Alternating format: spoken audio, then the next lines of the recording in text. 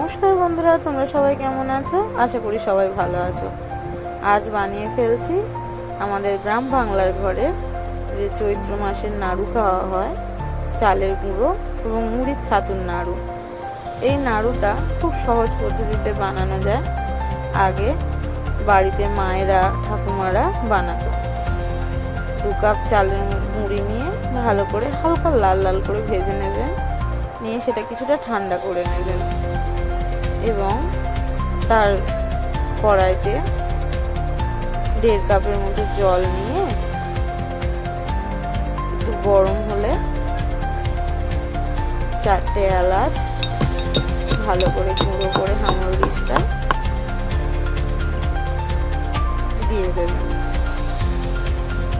এই নাড়ুটা আগেকার সময়ে প্রত্যেক বাড়িতে এই চৈত্র মাসে করা হয়।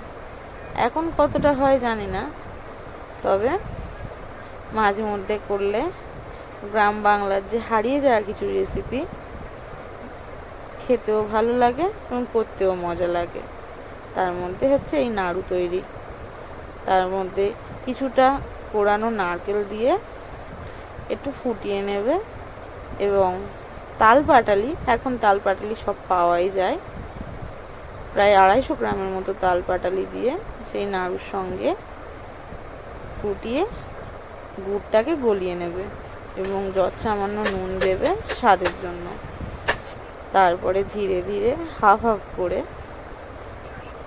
আগে থেকে গুঁড়ো করা ভেজে রাখা চাল গুঁড়ি দিয়ে মণ্ড তৈরি করতে হবে। ধীরে ধীরে দেখবেন যে কতটা দিতে হবে এবং এইভাবে গরম গরম না মাখলে নাড়ুটা ঠিক তৈরি হবে না। এবং হালকা ঘি হাতে নাড়ুটাকে এইভাবে গোল পাকিয়ে নিয়ে মুড়ির ছাতুতে রেখে দিলে নাড়ুটা শক্ত হয়ে যাবে। এইভাবে তৈরি চাল গুঁড়ো